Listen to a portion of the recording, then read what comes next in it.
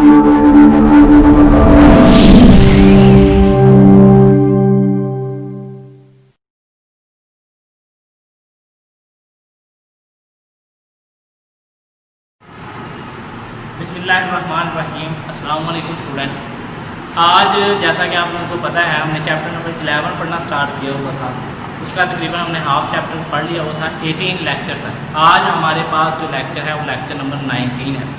19वां lecture आज हम पढ़ेंगे chapter number 11 organic chemistry. 19 lecture number sources of organic compound. Organic compound के sources क्या हैं, ऑर्गेनिक कंपाउंड कहाँ से हासिल होते हैं, ऑर्गेनिक कंपाउंड हम क्या क्या चीज़ें हम खाते हैं कि हमें हमारे जिस्म को ऑर्गेनिक कंपाउंड मिलते हैं, इसको सोर्सेज ऑफ ऑर्गेनिक कंपाउंड बोलते हैं। तो आइए इसके डिटेल इधर से पढ़ते हैं ग्राफ से, फिर उस साइड से हम इसकी हेडिंग बाद में पढ़ते हैं। पहले इस ग्राफ को पढ़ते हैं। Sources of organic compound. Organic compound के मेन दो सोर्सेज हैं, एनिमल्स, प्लांट्स। यानी हमें मेनली ऑर्गेनिक कंपाउंड जानवरों और पौधों से हासिल होते हैं ज़्यादातर। अब एनिमल से जो ऑर्गेनिक कंपाउंड हासिल होते हैं वो कौन कौन से हैं, वो हैं प्रोटीन और फैट्स।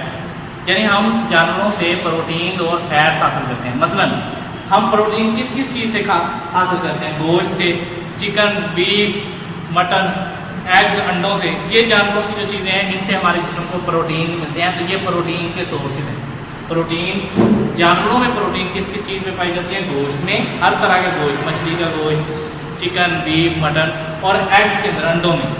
जानवरों से ये चीज़ें जो हमें हासिल होती हैं, इनमें प्रोटीन पाए जाते हैं। दूसरी साइड पे आ जाए, जानवरों से फैट्स हासिल होते हैं। यानी फैट्स जो एनिमल्स किन किन चीज़ों से हासिल होते हैं, जानवरों की कौन कौन सी चीज़ें हैं, घी, बटर, मक्खन, चीज़, पनीर, इस तरह की जो चीज़ें हैं इनसे हमें घी हासिल होता है। तो ये क्या है, ये ऑर्गेनिक कंपाउंड है, फैट्स। तो फैट्स हमें किस किस चीज़ से हासिल होते हैं, घी, बटर और चीज़ से। तो ये घी, बटर और चीज़ फैट्स के सोर्सेज बन गए। यानी ये तीनों चीज़ें फैट्स के सोर्सेज हैं, क्योंकि हमें इससे इन तीनों चीज़ों से फैट्स हासिल होती हैं। तो अभी तक हमने पढ़ा एनिमल्स के, जो एनिमल्स से ऑर्गेनिक कंपाउंड हासिल होते हैं उनके सोर्सेज। हमने कहा एनिमल से हमें दो ऑर्गेनिक कंपाउंड हासिल होते हैं, प्रोटीन और फैट्स। प्रोटीन हमें किस किस चीज़ से, या प्रोटीन के सोर्सेज क्या है, meat, chicken, egg, beef, mutton. और फैट्स के सोर्सेज क्या है, घी, बटर, चीज़ वगैरह। दूसरी साइड पे आते हैं प्लांट्स। अब प्लांट्स की दो कैटेगरीज हैं, एक लाइव प्लांट्स, एक डेड प्लांट। एक जिंदा पौधे, एक मुर्दा पौधे। मुर्दा पौधों से भी हमें ऑर्गेनिक कंपाउंड हासिल होते हैं और जिंदा पौधों से भी हमें ऑर्गेनिक कंपाउंड हासिल होते हैं। जैसे जिंदा पौधों से हमें कौन कौन से ऑर्गेनिक कंपाउंड हासिल होते हैं, कार्बोहाइड्रेट्स, आयल्स, प्रोटीन और विटामिन। ये चार मैंने ऑर्गेनिक कंपाउंड लिखे जो हमें लिविंग प्लांट यानी जिंदा पौधों से हासिल होते हैं। इसमें क्या है, कार्बोहाइड्रेट्स के सोर्स कौन कौन से, यानी किस किस चीज़ में कार्बोहाइड्रेट पाए जाते हैं, गंदम, व्हीट, राइस, चावल, मेल, मकई और सीरियल्स, अनाज। अनाज में ऑर्गेनिक कंपाउंड कार्बोहाइड्रेट पाया जाता है, अनाज में। उसके बाद दूसरे नंबर पे आए थे आयल। जितनी किस्म के आयल हैं, coconut oil, palm oil, pine oil, sunflower oil, ये सारे आयल जो हैं ये आयल के सोर्सेज हैं, जितने भी आयल हैं। उसके बाद प्रोटीन, दालें, पल्सेस, बीन्स, फलियाँ। दालों और फलियों से हमें प्रोटीन हासिल होते हैं।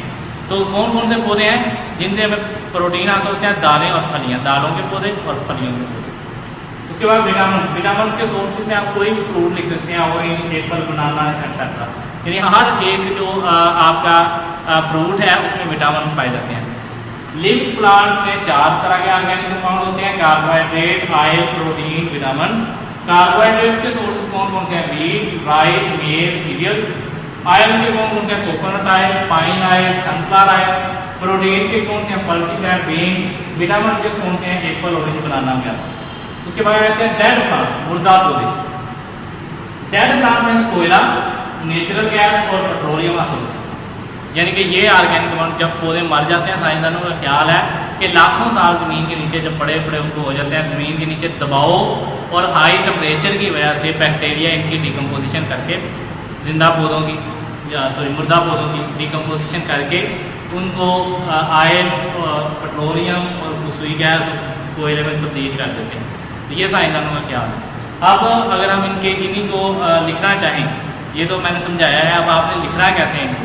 तो लिखना यूँ है कि आपने सबसे पहले मेन हेडिंग देनी है sources of organic compound, organic compound के सोर्सेज, मेन सोर्सेज पहली हेडिंग है। उसके अंदर नीचे लिखना है प्लांट्स, हेडिंग बना लें प्लांट्स, उसमें लिखें प्लांट्स जो है वो ऑर्गेनिक कंपाउंड का मेन सोर्स है, यानी the main source of organic compound is plants.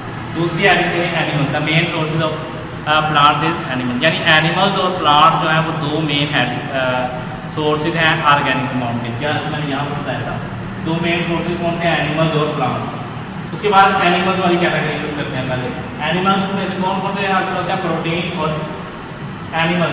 Heading दें, इसके नीचे लिखें we get protein and fats from animal, we get protein and fats from animal. Protein की हेडिंग दें, इसके नीचे लिखें ये वाला इसके सोर्सेज हैं, the main sources of protein are meat, chicken, eggs.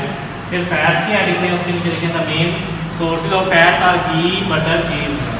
Plants क्या है, लिव प्लांट्स की हेडिंग दें, लिव प्लांट्स में कौन कौन से ऑर्गेनिक कंपाउंड है, we get following compound from living plant, carbohydrate, protein, vitamin, oil. ये अलग अलग उनके सोर्स हैं। Protein, we get protein from pulses and bean. Oil, we get oil from coconut oil, pine oil, sunflower oil. Carbohydrate, we get carbohydrate from wheat, rice, mail, serial.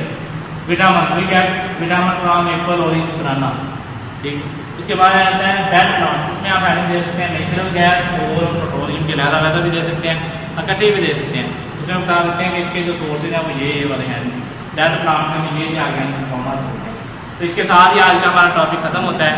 ये आज का आपका topic था sources of organic compound. Next topic इंशाल्लाह अब बहुत जल्द